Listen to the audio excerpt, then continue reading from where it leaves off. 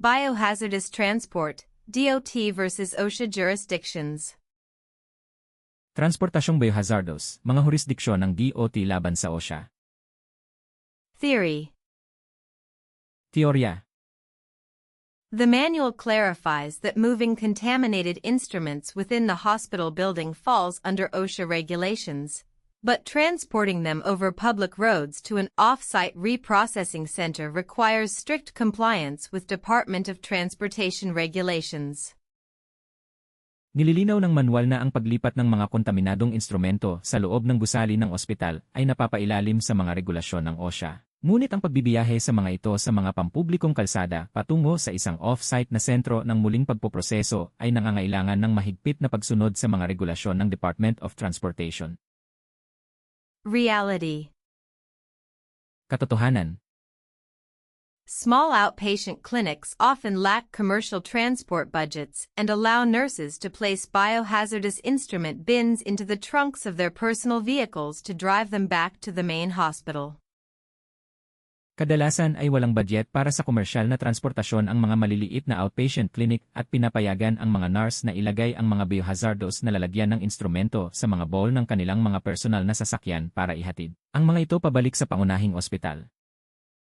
This directly violates federal laws regarding hazardous materials on public highways. Direkta itong lumalabag sa mga federal na batas patungkol sa mga mapanganib na materyales sa mga pampublikong highway. Exam strategy. Diskarte sa pagsusulit. You must instantly differentiate between internal hospital transport and external highway transport.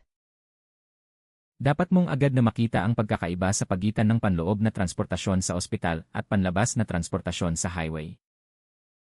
If a question mentions a truck, public road, or off-site facility, the regulatory body is the Department of Transportation, not OSHA.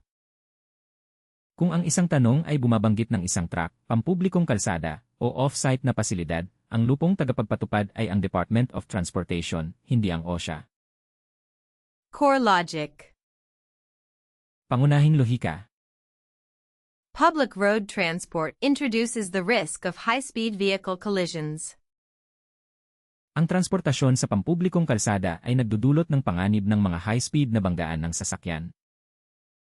Department of Transportation containers are legally engineered to withstand crash impacts without breaking open and spilling bloodborne pathogens onto the street. Ang mga lalagyan ng Department of Transportation ay legal na idinisenyo upang makayanan ang mga epekto ng pag-crash nang hindi nababasag at nabubuhos ang mga bloodborne pathogens sa kalye. Maglalabas kami ng mas maraming bilingual na video para matulungan ang mga hindi katutubong nagsasalita ng Ingles na mas maintindihan. Mag-subscribe sa channel para mapabilis ang iyong certification journey. Ipagpatuloy ang pagsisikap.